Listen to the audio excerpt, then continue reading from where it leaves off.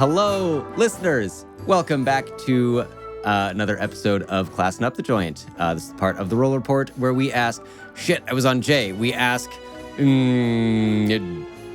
jolly people. Nope, I can't do it. I meant to look up a list of J adjectives to complete the alliteration, and I can't do it.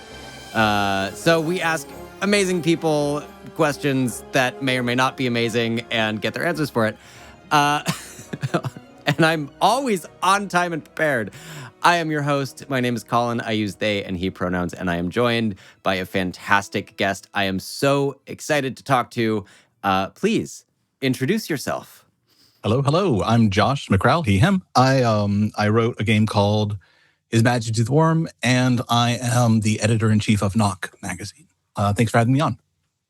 We are so excited to talk to you. I'm so glad that we managed to connect and have some long bits of time in between scheduling and all the things. But yeah, Josh, welcome to the show. Thank you so much for being here. Where we usually like to get started is what kicked off your interest in tabletop games in the first place, in a misspent or well-spent youth or adulthood, as it may be. Yeah, I've been playing role-playing games for a long time.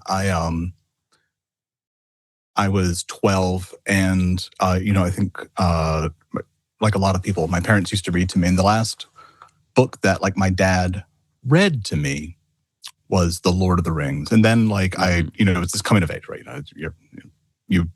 I crossed the line. I started going to the adult section from the juvenile at the library because I wanted more books like that. And the things I found were ridiculous. I was reading the history of Middle-earth, which is not kid-friendly or fun to read. And then just all the other whatever fantasy books were in my local podunk library in the 90s. And I was raised very rural, and it's at the heels of the Satanic Panic, and my friends went, psst, there's another thing like Tolkien, and it's called role-playing. And I was like, no, I'll never. That leads to Satanism. But I didn't take much convincing, I admit. And I started playing role-playing games when I was 12. And the first thing I did, when I learned about the concept, I went home and I got a college rule notebook, and I started writing rules for Lord of the Rings RPG, at the top in big font. And it was, just fucking terrible, just awful. I hadn't played a session yet. I had no conception of what really went on, but I just knew there was something compelling about this idea. I really wanted to get into it. I wanted to put my hands around it. So, that's how I've been experimenting with, what role-playing games are ever since. Yeah. I like there's no one who naturally is just incredibly gifted at game design from the age of 12 on and invents something brilliant. Yeah. Do you still play with or work with any of the people that got you into the games? God, I'm lucky enough to have pretty good relationships with a lot of people in my past, and I'm happy about that. I've had friendships that have lasted 30 years, what a blessing. But, in a practical way, no, I'm not playing role-playing games with the same people that were in my life when I was 12, yeah. I'm always curious. And every once in a while, someone is like, yeah, we've had the same group off and on through life events for 30 years. Must be nice. Yeah, that's awesome. Must be really cool. Awesome. Yeah. So part of the thing that we're going to do, we want to talk about an award-winning, amazing game that you've built. But I feel like it has a little bit of introduction. So let's talk about OSR games for a moment. For those that don't know, what is the OSR and what does that sort of umbrella cover? Sure. The number one thing that RPG players like to do is argue, and definitions of the OSR and its bounds is one of those perennial arguments that's pretty tedious once you've been in the scene for a long time. But if you said what's punk music, right? You know, people could argue like who the first punk bands are, or like when punk died, or if the different phases of like the punk genre and the subgenres. And I think role playing genres have the same pitfalls. The OSR is tentatively stands for Old School Renaissance or Old School Revival. And it was a scene. It was an RPG scene in the kind of like the late aughts and teens. And it was centered around Google's like Facebook bid, which was called G+. And it lived. God, I remember that. Yes, very briefly. Yes, yeah. No, it wasn't. It wasn't super popular. When it shut down, like the only people that were still on it were the people in the OSR scene that used. Yeah, like social media has this problem, right? Like if nobody else is on it, like it could be the best designed, crispest UX, have the most features, but if nobody else is there to talk to, it's not fun to be on it. And G+ had it had the OSR scene. So it was like this like really like vibrant design community for a period of time. And it still exists. People are still in the space. But that's when it was like when it crystallized. And it was a design movement, a design school, a design scene of people playing games with each other at that time period. Yeah. Yeah. And this is my understanding. This is kind of the foundations from the platform that you built His Majesty the Worm off of. And I'm curious, what about that kind of, I guess I want to call it a rule set, like what you find most interesting to preserve and to kind of preserve and update, kind of take forward and present to a new generation. Yeah, for sure. Like I said, I've been into RPGs for a long time. They've been my favorite hobby for a long time. And in 2008, 2009, I had recently graduated college, and I think I was writing like third-party Pathfinder modules for beer money. And I started reading some blog posts about RPGs, and they were the most inventive, weirdest ideas, novel approaches, like artistic, Lynchian thoughts on design that I'd ever encountered. And I was like, oh man, this is the game I want to play. Like, I'm really tired of the game that I'm playing. I really was attracted by these ideas. And this was like this was the scene, right? Like these were like this blogging community where people would have an idea and it would kind of like get launched out of their brain, and somebody would ping pong it back and kind of add to it, and then another guy would hate it, and they would like ping pong it back and refute it, and there was like this really dynamic dialogue discourse that was happening. And so like the OSR scene was, I think, kind of my opinion is that it was born out of people kind of revisiting these early editions of D&D and finding what they design intentions in them that felt very weird and very novel. And those gave rise to kind of like this series of maxims or axioms or like pithy rules that like people in the blogging scene would say to each other. They'd say like, combat as war, not combat as sport, or the answer is not on your character sheet, or they'd say these little things, these little truisms. But like it's very compelling to me, and it continues to be the sort of like approach to playing a game that has high information, really really clear information channels from GMs to players, so that things aren't hidden behind perception checks. Everything that your character could see is told to you. Very high like choice, like player choice, and their ability to determine what your character does is very foundational. And then like really high impact, where you reward those choices with like the reflections in the gaming world. Like that approach to gaming, it took me like a long time to find what I wanted out of a game, and then I when I got there, I kind of like put my talents into it, and haven't let go. Yeah. I am curious, as you're kind of mentioning the debate going back and forth of someone picking out a rule or designing a new thing, if the OSR community is able to engage in that, what I would call more respectfully than the internet at large. Like if someone is refuting or disagreeing with a thing, or they're doing like, you're an asshole, shut up, you don't know what you're talking about, or like, hey, have you considered this thing that you said might not work the way you thought it would because of this reason? I mean, Maybe like the every polar ends of that. Yeah. like every internet community, there's Sure. there's different there's a spectrum of people able to do that, and not, and no subgenre is a monolith, right? Like there's Of course. all sorts of sub scenes and different things that have come and gone. People have, it's been all around for 20 years at this point. Some people are still there, kind of playing the same games that they were playing in 2009. Some people have left entirely. Like I got out of role-playing games. Some people have like kind of gone on to other scenes. They just kind of like, they're still designing games, but they no longer consider themselves OSR designers. Sure. So there's a big range. Broadly, no. People are kind of jerks everywhere, I guess. Fair enough. But like some of the best people aren't. Yeah. No, people are people everywhere is the thing that I think I've learned. As AJJ sang.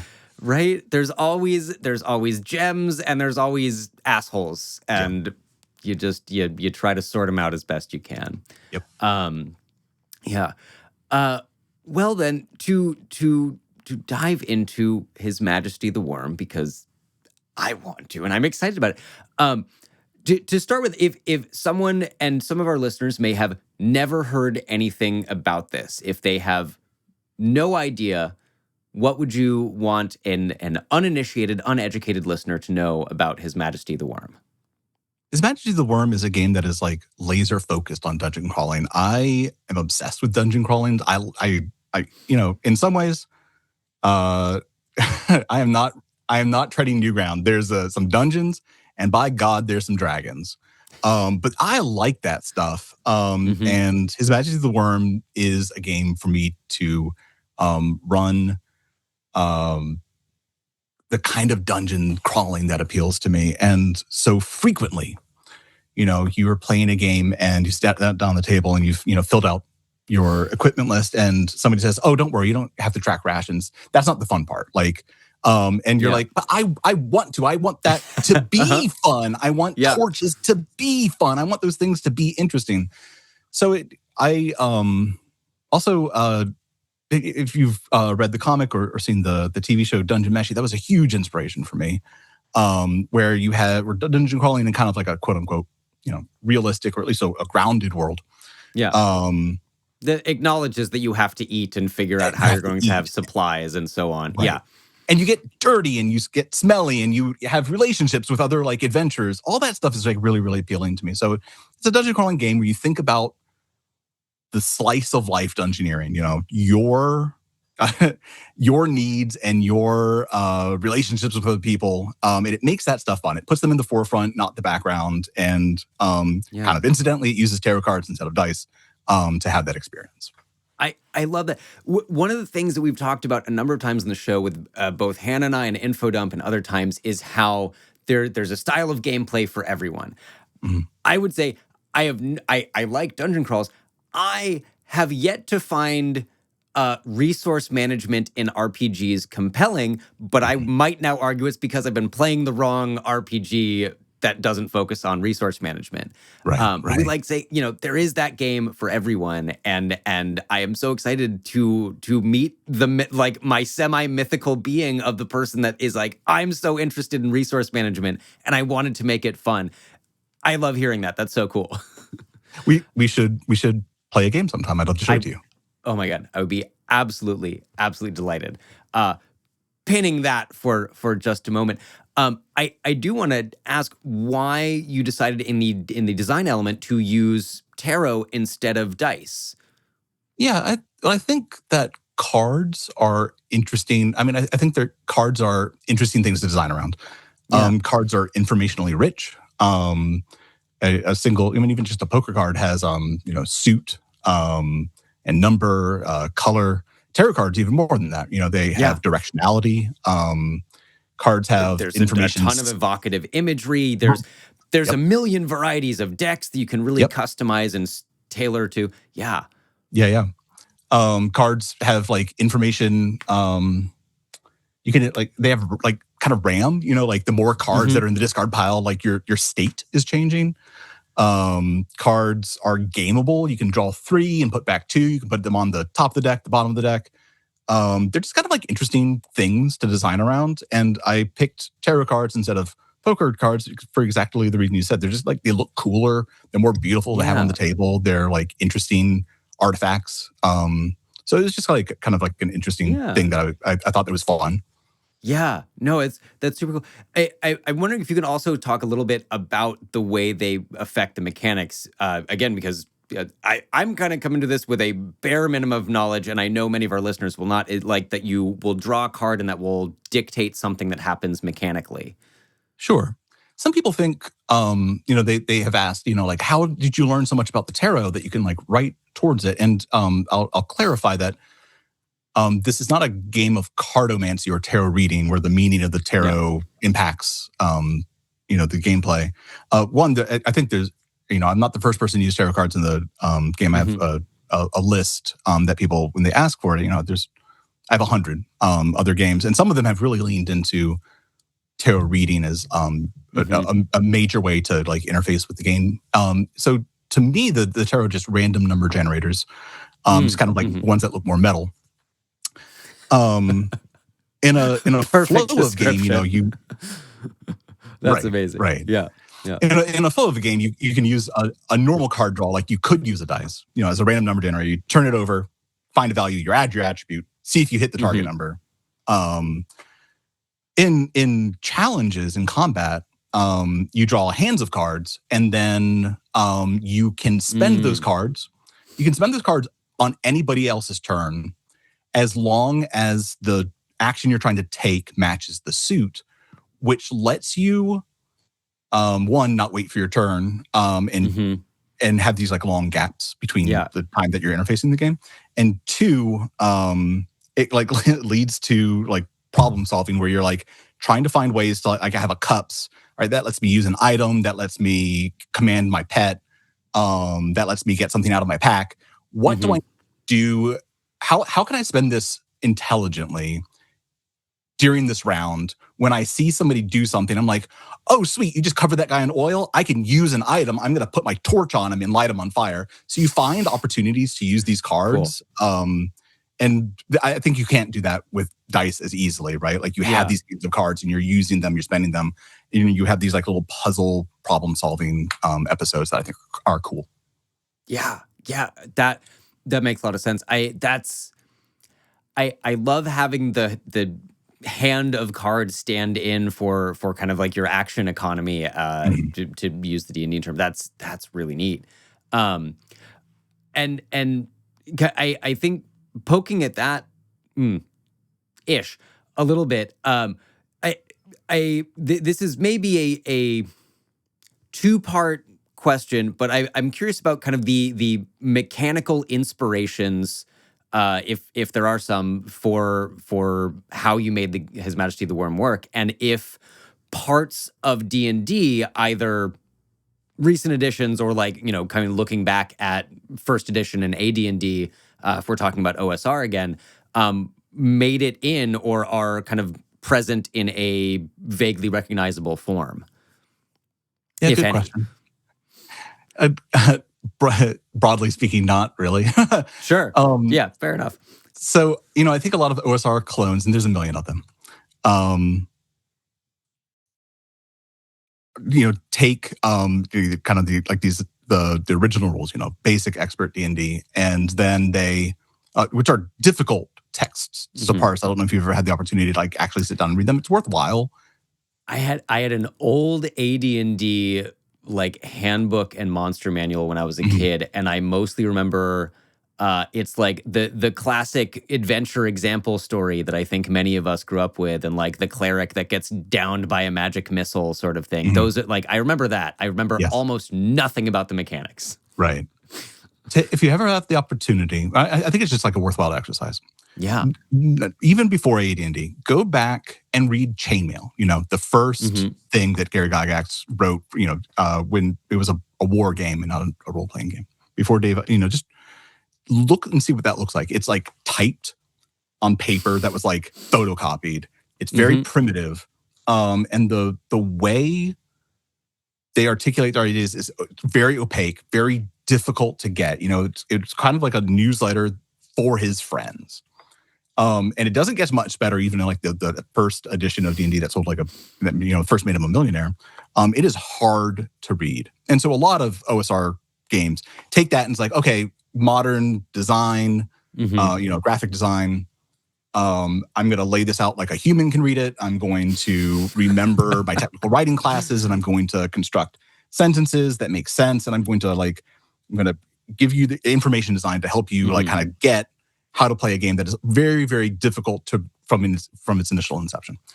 So because Majesty of the Worm is kind of like, what if you had the theories or the principles or the ethos of the OSR design movement for a guy that has never read D&D? And I have, but like it has none of the shape of D&D, except for the fact that it fits the definition of a traditional game. It has a GM and 3 to 5 players. Yeah, and there's a dungeon, and there might be dragons. Right? But mechanically, it doesn't have any of that that skeleton that you find in a lot of OSR games. Sure, just sort of some of the gaming principles, I would say, and similarly themed content ish. Right, but you're not going to find an armor class or a move speed or you won't have those kind of traditional trappings, the stuff that you're. And does that like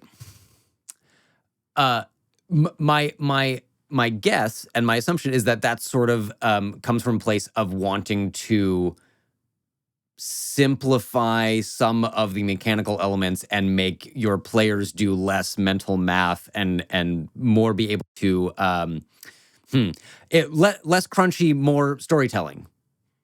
Maybe. I think the way that I would say it is,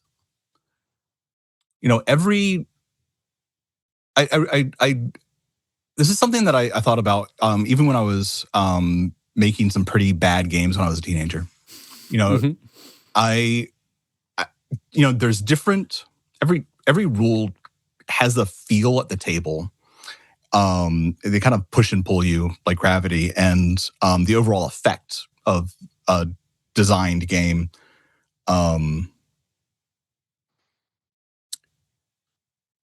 Each of these rules has creates an effect at a table in a designed game, and I was interested. I have been interested in how to like manipulate those rules to have the effects that I want.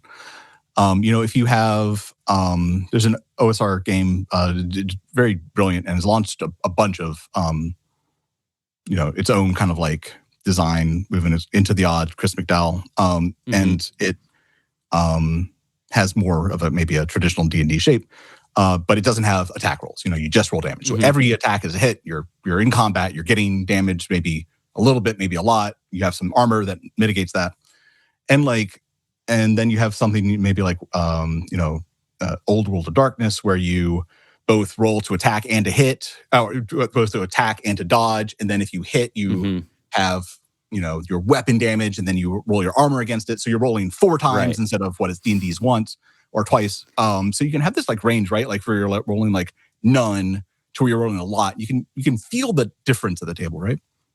So it's more about, it's less like getting it out of the way for my story. It's more, what rules do I need that create interesting choices for the players, and how that feels at the table. So that's what I was kind of like layering rules one after the other to try and like get players to feel like they were in a hole with a candle with a slime coming at them. And what did they have to, what do you have to do about that? Right. Like I was trying to achieve that experience of thinking about my character as a person and not like a avatar or a pawn that I'm just sending down a dark chute. Yeah. That that makes a lot of sense, and that also to me kind of leads into what what you have described as the combat system being Souls-esque. Yeah, Um, yeah. and so I'm curious, like what you were. I think we've kind of just talked about this, but to really nail what aspects of those games you were trying to emulate with His Majesty the Worm's combat systems. And I guess you'd probably had to like build your own sort of mechanics to facilitate that and really lean harder into that system. For sure. Although I think that it was kind of like I walked into it backward instead of thinking like I Yeah. love Dark Souls, let me start with it. Sure. But Sure. I do think that there's a similarity, and I think cards let you do this. And Yeah. I'm sure there are other games that also have these things, so it's not unique. But like I do think there's an achieved effect in Dark Souls. Something that you know, players, and I'm not a good Dark Souls player. I've played it, and I'm a bad one. But good players, know that there's an element of timing and rhythm in the game where you like learn patterns and then like exploit them. When you have cards and you can take actions at any point, you can get some rhythm in the game that you can't when you're kind of like put into turn structures. If my enemy has a defensive card down, I can spend a very weak card to make him discard his defense and then hit him with a stronger card. There's hidden information. So how fast you move and how hard you are to hit is determined by the card that you play for your initiative. So if you play a low value card, you will go faster. And if you play a high value card, you will go later, but you are harder to hit. That's the target number to hit you later. So you can learn patterns from monsters. They know that they're going to wind up to have to do their big breath or something, and you can see that coming and then play out a higher card to avoid those larger attacks. You have the sense of rhythm and like needing to exploit the rules to hit when their guard is down and to roll and get out of the way when they're about to do the big blast. Absolutely. You were saying this in like, I've never actually played Dark Souls. It's the kind of solo RPG that I would, for my own gaming preferences, find more frustrating than rewarding, to just kind of relentlessly be punished and killed. But you were saying this, and I have seen some of the playthroughs just because many people in my life love it and talk about it a lot. And so I wanted to know what they were talking about. But the way that all of their large boss fights are such this matter of learning that pattern and knowing how to get out of the way and sneak in. That, I don't know, that is so cool. That makes a lot of sense as you were saying it. I love that is kind of where you were trying to lean into. Cheers. Yeah, totally. I also to go back a little bit, like we were saying, exploration and resource management in many other games is a matter of just like focus on your character sheet and kind of like looking into deep into maybe rule books and like really tracking it, and without necessarily giving everything away unless we want to. Like, what is that experience like, and how did you change it to make it more engaging and exciting during play of His Majesty the Worm? The main thing I'll say is that like gaming is about choices. That's what we like about gaming. Whether when you're making choices in a board game or even a game like in Dark Souls where the choices are kind of like these muscle twitches, right? Sure. The thing that we are enjoying that's giving us serotonin is making a choice. So I think that the most important thing when designing subsystems is to like make interesting choices. In like when you have resource management in like old school D&D, you're tracking like weight. And the thing I want to do the least interesting thing to me is like doing like second grade math problems to like right. If a dungeoneer can carry 200 pounds and has 30 pounds of food to last 1 week, how many more pounds of food must he carry? Yeah, exactly. Yeah. So stripping that like the kind of like tediousness out of it and make like forefronting choices that are interesting. Like, so how much food do I need? The game is putting pressures on you as I need to get to a deeper part of the dungeon. I don't know exactly how long my torches are going to last. I need to carry some of them, but if I don't have enough, I'm going to have to turn around. If I don't have, food is how you heal. So I need to carry enough food that I can camp enough to heal, but not too much. Like, how are you, like, if you have a limited space and can kind of constrain choices, and the things that you need to solve problems and use your abilities and cast spells and have enough light and heal, like those constraints and considerations, I think are interesting. And just making them simple to track is important. So one ration is one slot. You have 21 slots in your backpack. If you can hold it one hand, it's one slot. If it's two hands, it's two slots. It just takes up this amount of space. Those are the sorts of things that I tried to do to strip away the boring part and focus on the actual interesting choices of preparing for our crawl. Yeah. Well, and so it's less math and numerical resource management, and a little more like I have an amount of space to fill, and I would kind of compare it to like old school like Diablo inventory management. Where I'm like, I have this big area on my screen of little boxes, and all things have to fit inside this. So, yeah. I'm that makes me want like a whole little physical printed thing of like, here's your resources and like, how can I move my little pieces around to retile it? Mouse guard. Future 3D printed files, perhaps. Mouse guard. Mouse guard. Mouse guard has that. Yeah.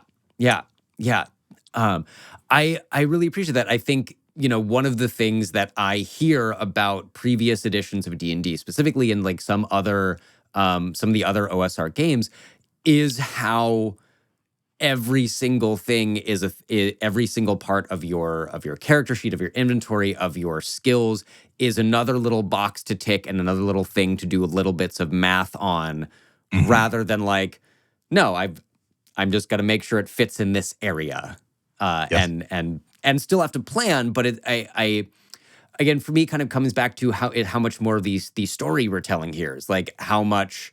The resource management becomes, what does my character need with them? Not, can I physically carry this object that weighs X amount of pounds? Yeah. And I'd like to correct something I said. I said Mouse Guard has that, but I meant Mouse Ritter. Different, both RPGs, but yeah, I misspoke. Oh my God, wait. I knew about Mouse Ritter, and that was just immediately where my head went to. Those are two different games? Why do we do this to ourselves? No, just like one thing with the name of mouse is plenty. I would want to say. I don't know. I can't throw stones. I made a Dungeons and a Dragon game. But it's not called Dragons and Dungeons, for example, to like really confuse them. Yeah. Right. Hello, rollers. It is I, your host, debatably friendly DM, and other things, Colin, here to welcome you to the mid-roll. Thank you for listening, and we hope you are enjoying this episode so far. This is your periodic interruption, brief as it may be, to remind you that The Roll Report is on many social media platforms. You can find us around the interwebs at The Roll Report Cast, on Instagram, on TikTok, and on Blue Sky. We don't do the other thing. We don't talk about the artist formerly known as Twitter. But you can follow us there for news and announcements, special clips from the interviews you may not have seen, and learn about who we're going to interview next. Because if you are very intrigued and curious about upcoming interview guests, if you head on over to patreon.com/therollreport and give us a single $1, you can submit questions for our interviews, and only you and only our other supporters on Patreon will hear the answers. That's right, special Patreon-only Q&As with interview guests if you support us there and if you send us questions. Thank you so much for listening. Back to the show. Enjoy! So I again, kind of in along the thread that I'm like slowly following, to talk about the character creation and how that works a little bit for His Majesty the Worm. The way it's presented, you're kind of in creation, not only considering the origin story, where they came from, but also what might have happened in their past that that failed, that fucked them up, that totally went sideways, and led them to the current full-blown weirdo questing in a mega dungeon. Yeah. And again, that's my broad. Tell me about the character creation process a little bit. But kind of more specifically, if there are ways you think that process and the way that His Majesty the Worm guides your creation thoughts strengthens players' ability to really create something that is part of this world of the game. Yeah, so character creation it's kind of predicated on the idea that nobody wants to go into a dungeon. It's bad. Reasonable. No reasonable human. Right. Or other species. Yeah, right. It it's bad down there. You know, you have a candle and there's a slime. Yeah. So you character creation is telling a little story about how your character got here. Every character has a quest, which is your reason for going. And a quest isn't just, I need gold. I think that's a better quest. Is like, I need gold to buy my family's farm because it's getting foreclosed. And an even better one is like, I don't need gold to do that. I need, the chalice of Imarka. And that gives the GM something to like grab onto. There's a player's ability to kind of like put things into the dungeon, seed the dungeon with the things in their quests. And part of your story that you're telling is, how you came to have to do this terrible thing. So you have failed careers, which give you your motifs, which are your skills. So, maybe like you tried to be a normal person, you tried to be a baker's apprentice, or maybe more interestingly, you tried to be, a gong farmer or a knocker upper or a experimenter of drugs or, one of those like cool failed chimney sweep, right? Like a cool failed career. Yeah. And those give you your skills or your motifs. And then, you have this kind of like inciting incident where something bad happened, and if you could get a job and just like work at a tavern, that would be a better way. But because your brother opened up the casket that he dug up out of the turnip field and unleashed the creeping dread, and now the only cure to the creeping dread is the severed hand of Saint Mark. Like, go get that hand, right? Like, there's no other solution. You have to go into the dungeon for that thing, and then you retire your character. You make another one. So that's how the kind of like the play of the game is incentivized by the way that you make your character. I think your ability to immediately make up a character background on the fly is extremely impressive, and I will want to compliment that. It also the way that you're talking about it sounds like my mom asked me once, how do you win D&D? Is it by getting to level 20? And I was like, well, no, let's have a much longer conversation about this.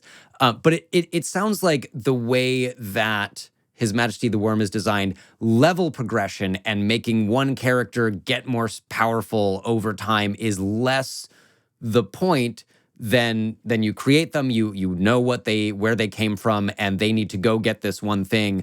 And then you might just move on to the next. There's less emphasis on level progression and more on like, tell an interesting story for this person that you have created and then make a new one, perhaps. Some of that is inspired by my own ADD when it comes to characters. I like making characters. I want to do it. And so having character arcs where I tell my character story and then can put them down for a while and do something else is compelling to me. The game also allows for you to have a second quest. You have unfinished business. Yeah, you went in there for the Hand of St. Mark, but then, in your quest to get it, the Wailing Wight killed your friend Bob, and you were going to go kill him now to like avenge it. So you you can keep your character around if you want to, but I also think that it's I want to incentivize and celebrate when people have finished stories, a character that that they've gotten their dream, and then they get to marry their sweetheart and start the tavern and get to be a retired adventurer and go, and like when you go back to the city, you can meet them again, and they can be a mentor for your future characters. I think that should be celebrated, kind of in mechanic eyes. Let's put that into the game in a really specific way. I agree. It reminds me of a friend of mine who managed to fully break D&D Beyond with the number of characters that they managed to create and figure out. I might also like reframe my question to like, is there a level progression? Because I could also see that like the way that the card system and things works, you really don't need one. It hasn't sounded like there's incentive to level up, whether or not mechanically that's even possible. Sure. So there's two ways that your character grows in experience. One, when you say that, hey, so the purpose you're there is for your quest. And when somebody in the guild says, I would like to do my quest, if you say, yeah, cool, let's go do that quest, you get 3 XP. And you start off with a certain one talent from a pool of talents, which are, feats or abilities, and the others are all in training, and you spend your experience points to use things that you haven't yet mastered. And when you complete a quest, you get more XP. So over time, as you use things that you need XP to power, you begin to master them, and now you know more talents. Okay. So your character grows broad instead of tall. Instead of like a lot of +1s, you get more abilities for a diverse options. That's really cool.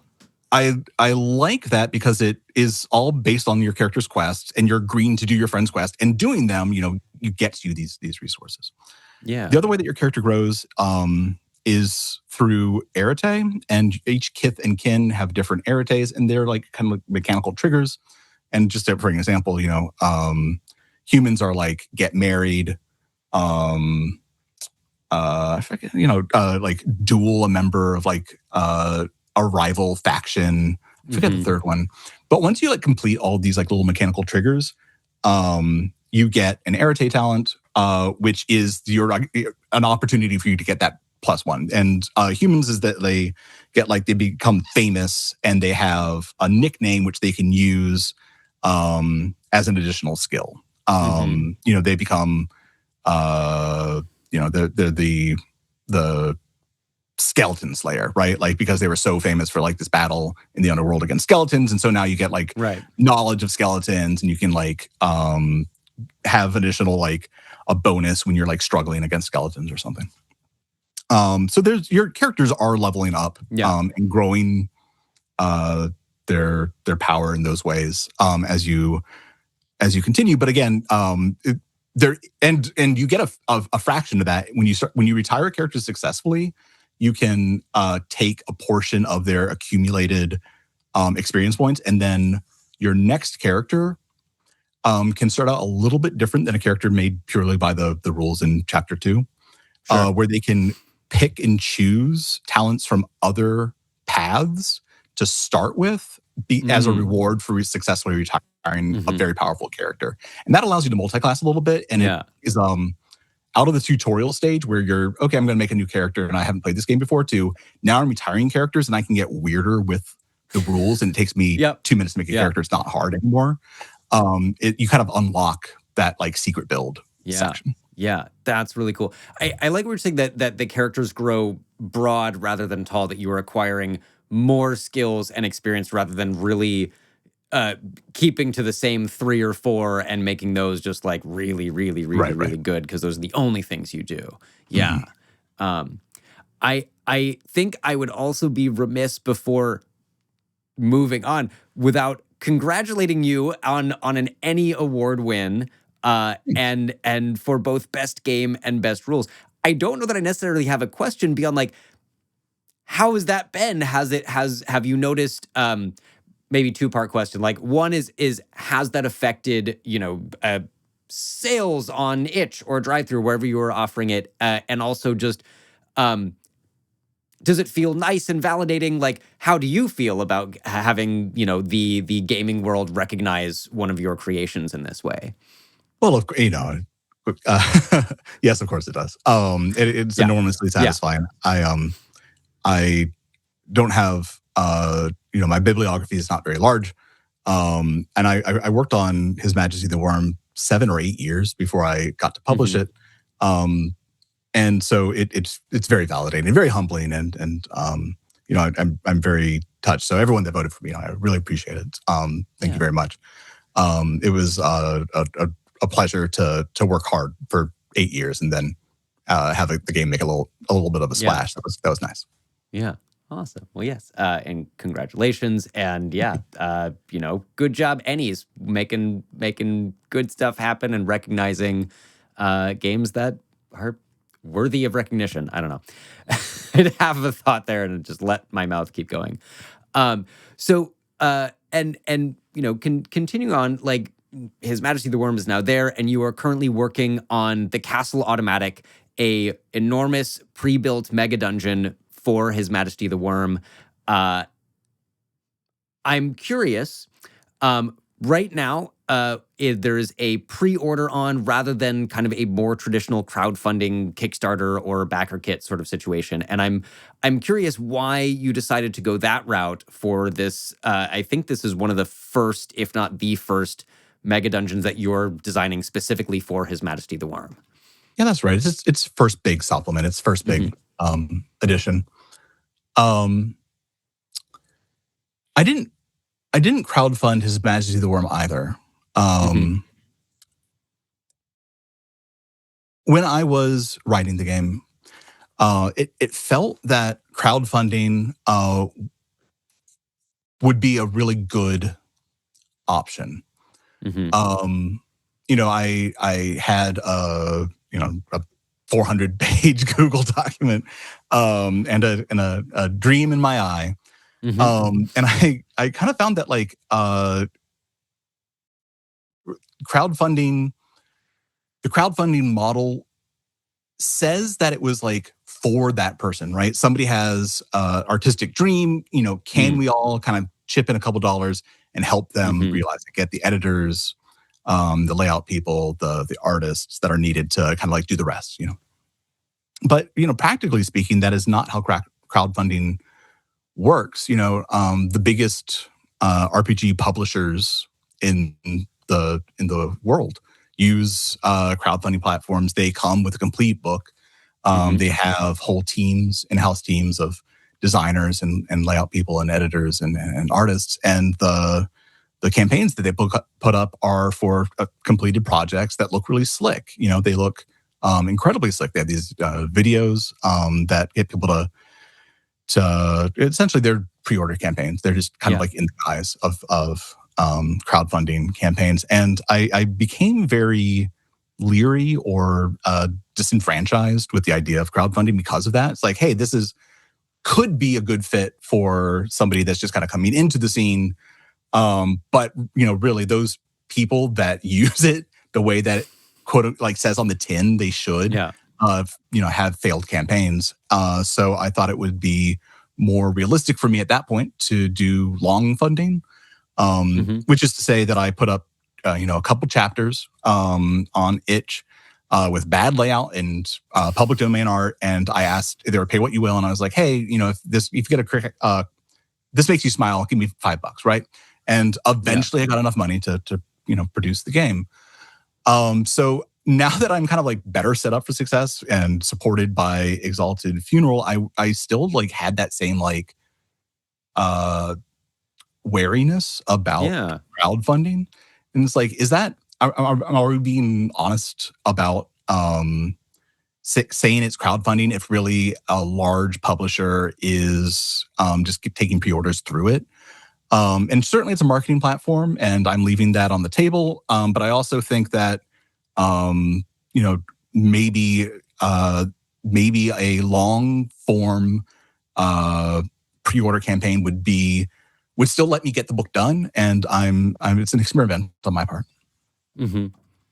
Uh, and well, I mean, I guess I would say we've seen from one example that it works. It worked to get His Majesty the Worm from 400-page Google Doc to completed any award-winning product. True. Just many years. Hey, I would imagine that many people would be really happy to work that hard on something. Well, I started saying this sentence and I was like, I can't tell if I'm about to come off like really condescending or like something, but I just as someone who's a performer in my other life, I am used to the experience of I work very hard on something for 6 months to a year. I get to show maybe 300 people it in 3 shows, and then it never happens again. And it was very ephemeral, and it's gone forever.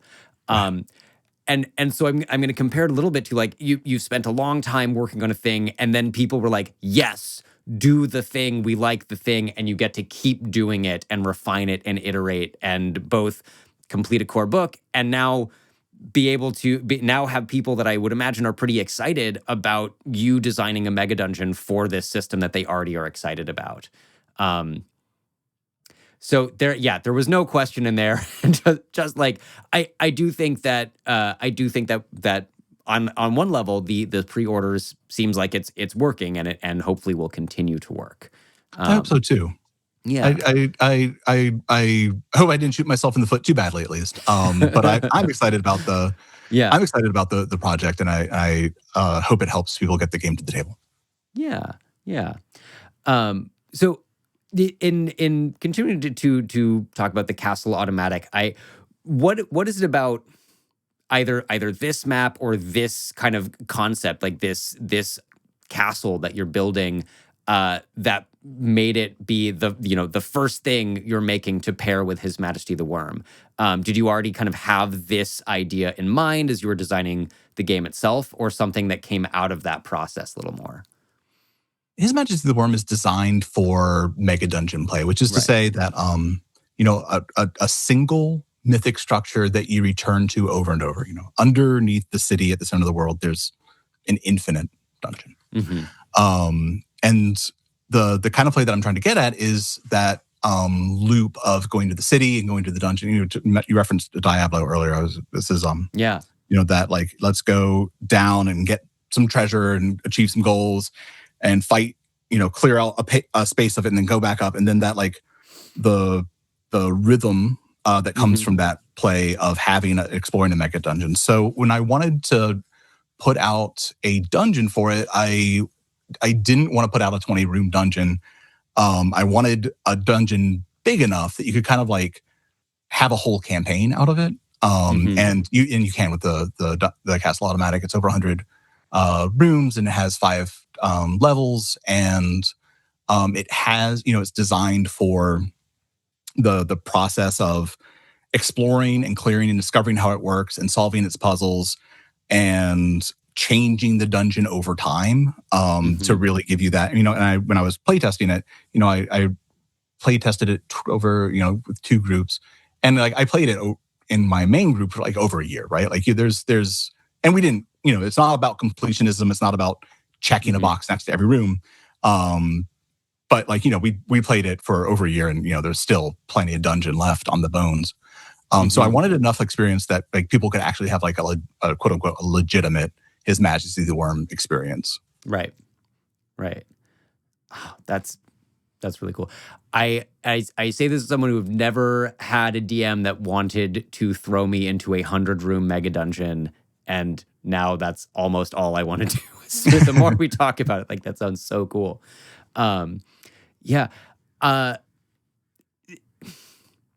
There's like a sort of string of connected questions that I'm noodling and trying to figure out which one goes first. And I guess maybe it's based on other things we've kind of talked about, and especially with the character creation and retiring concept. This may be an inaccurate question, but I wonder if there is an answer to like how long, as you're designing the Castle Automatic, how long do you think a campaign set in this or a similar mega dungeon would last? Is it less tied to character and story progression versus just like actual time? I don't know. There's like 3 different questions in there. I think what I would recommend for people that pick it up. So I still think that making a dungeon is frankly pretty easy and fun to do. And I think you can plug his castle automatic into a larger dungeon system by a mega dungeon is just 5 dungeons in a trench coat. That's all it is. So if you have 5 dungeons on your shelf, you can make a mega dungeon right now because you can just stack them on top of each other and you can go one dungeon to the next, right? Like Castle Ravenloft is under the Tomb of Horrors, whatever makes sense there, right? You just connect that stuff together. So the way that I run the game is that quests are what players say is interesting to them, and then the GM seeds those in. So whether or not you're going into Castle Automatic or one of your adjacent dungeons that you've connected to it, and where you're putting that for your campaign is lets the players be in charge of what they're doing in the campaign. And when you're running a sandbox game, it's hard to know when it's over. Like you don't have the end of Zelda moment where you kill Ganon and save the princess. You kind of have a beat, and I say this in the book. Once one character's completed their quest, take a minute and look at your table and be like, hey, do we want to play do we want to keep playing His Majesty the Worm, or do we want to play Break for a while, or do we want to play Fate, or do we want to play Eat the Reich, and do we want to take a break? Because in a sandbox game where the players are in control of what they're doing, there's not those big milestones. So check in and see if there's another game you want to try. So, but I think, like I said, I think there's at least a fun year of mastering this castle if you did nothing else, right? If you were just go in here and kick 5 or kick the 4 evil kings' asses and get their 4 treasures, you'll play the game for a year. Yeah. The other thing I'm kind of curious if you want to speak to is to me, the Castle Automatic is a very evocative title that immediately, for my mind, has this sort of wow, okay, I'm thinking about some of the things in Neil Stephenson's The Diamond Age, one of these worlds where everything is built on automaton that are, in that particular case, kind of broken, and the whole point is for the main character to figure out what went wrong and then do a weird sort of Turing test. But if you want to talk a little bit about the style or the design or the story that you have that as you were building the Castle Automatic, and what sort of themes or elements you're trying to bring in that way. If I'm at all on the right track, assuming that it's all about automatons. Yeah, you're on the right track. In mythology, that I think a big touchstone for me was Daedalus being taken to Crete, where the king Minos had made a big labyrinth and imprisoned Daedalus in it, and then he made a flying machine with waxen wings and escaped. That everyone knows that story. And so this kind of primitive, really advanced technology in a medieval setting is the Greek Antikythera mechanisms, and that's the vibe of the dungeon. But the story of the dungeon is that once upon a time, all of the world was dominated by the emperor of the world, who's a giant. The giants ruled the world. And a dwarf was considered by everybody to be the wisest character in existence. So after the giant had conquered everything and gotten the 4 noble treasures of the world, he had the very wise dwarf build a castle so that the treasures would be kept forever. And then he was like, oh, great, an impenetrable castle. I'll rule from there and you'll be trapped there forever. And the dwarf's son was like, well, this is a raw deal, and used a world organ to open a rift in time and space. And through it came vampires. And the vampires ate all the giants and broke all the machines and trapped the undefeatable castle, out of sync with time and space. So now when you come into it, the dwarves are still trapped. The vampires rule. And all the automatons that kind of represented the conquered peoples of the giant are going through motions of war with each other that they don't quite understand. So there are different factions in the dungeon. the different automatons, and all of those factions. Like that's one faction, but they all hate each other. Sure. The wise dwarves and the vampires who secretly rule, from their kind of like positions of power. And once the doors are open, like then the vampires are like, "Oh, great! Now we can get out," and that's part of the story of the dungeon. Yeah. I that is so cool. It also it feels to me instinctively like the way that story is framed, you can run this dungeon as like a giant political intrigue of trying to get these factions to talk to each other, or you run in and you break things and smash things and do like a very kind of traditional old school dungeon crawl of vampires should die. That is what's happening here. Yeah, I mean, I think faction play is so important for dungeon play. Like that's one of the things that's fun about them, right? Yeah. I'm remembering something that I wanted to ask previously, but I will return to. You mentioned Dungeon Meshi Delicious in Dungeon being one of the inspirations here. I am curious if there are mechanics for how you can or cannot eat things that you kill in the dungeon already built in. Sure. In the core rulebook, practically no. Okay. It's not a direct. Hugely inspirational, and I didn't. Sure. And several people have made really good ones. It wasn't a direct like let's make the eating monsters RPG. But I mentioned when I was long funding that I put chapters up, and one of the chapters that I put up was the alchemy rules, and I'll just describe it. The PDF has several layers on top of each other, and if you click buttons, different layers are exposed, and I kind of like remixed the alchemy rules a couple different ways. And one of them was, instead of doing alchemy, you're a cook, and you can cook monsters into magical meals that give you the effects. So secretly embedded in one of the initial supplements, there are eating monsters rules. So like I love that. Click into it pretty easily. Yeah. No, it definitely never sounded like the focus, like you were trying to make that show into its own thing, but just like in terms of making resource management fun, I think it would be very fun to be like, well, there's creeping, scuttling horrors here, but if you just like take their tentacles and deep fry them real quick, you got a nice snack that gives you poison breath. I don't know. Yeah, for me, I think that sounds really cool. I'm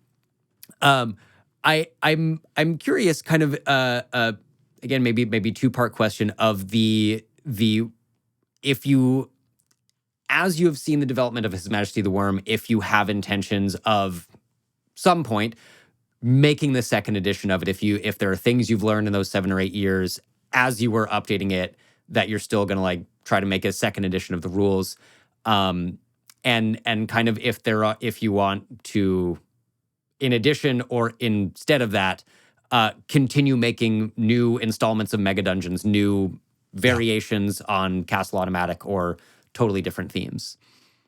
Yeah, I definitely want to. I hate how this word is used sometimes in the scene, but I'm going to quote unquote support His Majesty the Worm for the next several years. Yeah. And I will be putting out new content for it. As of now, I don't have plans for a second edition. I have hopes that I will be able to do a revised edition at some point. And those are less rules changes and more a couple places where once it was released, and I saw people get their hands on it, I realized that some clarification in certain places would have been helpful. And also new art, because I funded this, kind of a very slow process. I didn't have the option then to have as many newly commissioned pieces of art as I had hoped. So a revised edition would be able to scratch that itch. Cool. Yeah. And in the meantime, I'm going to be making new supplements for it, both dungeons, and also I'd like to experiment with. I have a couple projects.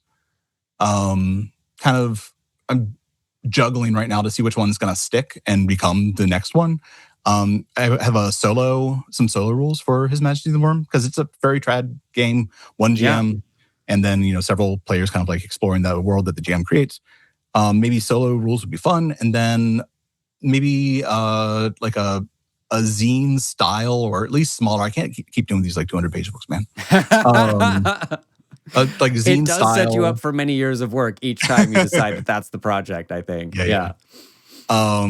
like where there's some kind of like Lego block dungeons where people Mm-hmm. can both have some things to speed the process of making a dungeon up, but also have some of the joy of creation. Mm-hmm. Is something I'm experimenting with. Yeah. Yeah. Amazing. Uh, well, I am so excited to continue seeing all the cool stuff that you are pumping out for both for His Majesty the Worm and projects beyond and above. And I think that leads me to clearly the most important questions I'm going to ask you, Josh, which is what are your favorite classes and subclasses? Usually we ask people about D&D because a lot of people have heard of that. But if you want to tell me about archetypes or things that you love and the classes that you are most excited about from His Majesty the Worm, I am so here for it. Okay, so it's not His Majesty the Worm. Okay. Have you heard of the GLOG, or the Goblin Laws of Gaming? Yes, I Okay. have. I can't, not a lot, but very Yes. little. So if the OSR is this like game design scene, the GLOG is the mystery cult that kind of like sits behind the OSR. There's a blog that's enormously influential on me called the Goblin Punch, and written by a guy named Arnold K. And his house rules, endlessly iterated, never published, just on his blog. It's called the Goblin Laws of Gaming. And once he got like put the idea out there, and it's like it's an OSR style game. Man, the blogosphere went crazy about it, and there are so many like nooks and crannies of blogs that are making cool content for the GLOG. Mm-hmm. But one of the first classes that Arnold ever published on Goblin Punch was called the Blue Kite Paladins. And the Blue Kite Paladins are the brides of the wind, the north wind. So, the winds are gods, many other gods in the setting. And the north wind has many brides, and they both worship and are married to the wind. And as a Blue Kite Paladin, man, the class is so cool to me. You get things like a wind squire, which is just like the power of like a normal sized gust of wind. Like you're not going to blow But anybody it just over with hangs it. around you and you can do, that's so cool. You can like blow a candle out, but not like anything else. And then like, as you grow in power, eventually you can like not really fly, but you can get picked up by your husband, the god of wind, who will like throw you in the direction that you want. And it's not like you're not like Superman. He's just like, all right, I need to go over there. And like you wear this, you're nude except for like this long blue wrapping sheet so that like he can pull you kind of effectively. Mm-hmm. And then like you have 60 feet of cloth trailing behind you and you're just like rocking it across the battlefield. It's so compelling. That is so cool. Yeah. It's that I've been thinking about that class ever since it came out. So when I was thinking about my favorite class, I was like, it has to be the Blue Kite Paladins. Absolutely. That is so cool. I'm gonna need to go check out the Goblin Laws of Gaming now, clearly, because that sounds incredible. I got nothing. I'm just thinking about it right now. That sounds really, really, really cool. When I said that the OSR had like inventive ideas, it's stuff like that. It was like I never would have come up with that by myself. There's so many people doing like innovative, weird stuff of like, oh man, that's so cool. I would not have thought of that.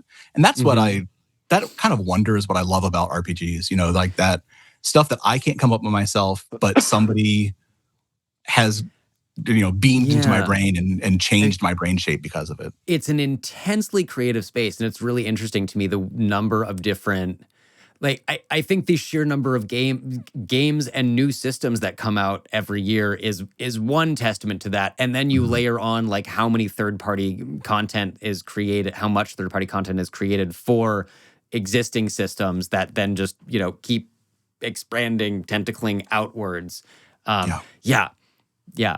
Every time I think of something, I like start taking a look around. I'm like, oh no, it's someone's done a version of this. So what would I do to make my version a little bit different or a little better, or can I apply it to a different game system kind of thing? Mhm. But yeah.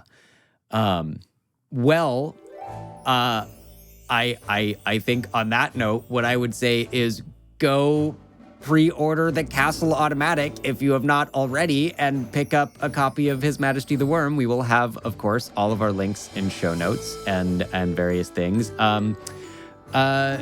Josh, thank you so much for coming to tell me about your amazing award-winning game. I'm so excited. Parting thoughts / where can people find you, and where can people pre-order the Castle Automatic?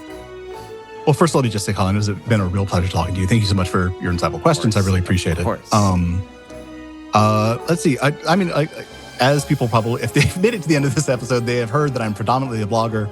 My blog is riseupcomus.blogspot.com. If you go to Exalted Funeral, you can find the Castle Automatic on pre-order. But all my links to all my projects are on my blog as well. And you can follow The Roll Report on Instagram and TikTok and Blue Sky now. We are at The Roll Report Cast. If you really like what we're doing, you can also find us and support us at patreon.com/The Roll Report for as little as $1 a month, and help us keep bringing amazing people like Josh and amazing games and topics like His Majesty the Worm onto the show.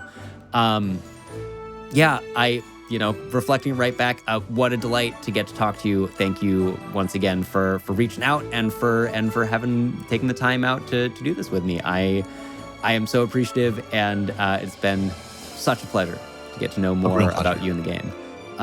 Listeners, go buy the games. That's what we're here for. Roll some more dice, and until next time, I don't know, keep rolling. Do a thing. Insert clever pun about rolling that I have not thought of yet.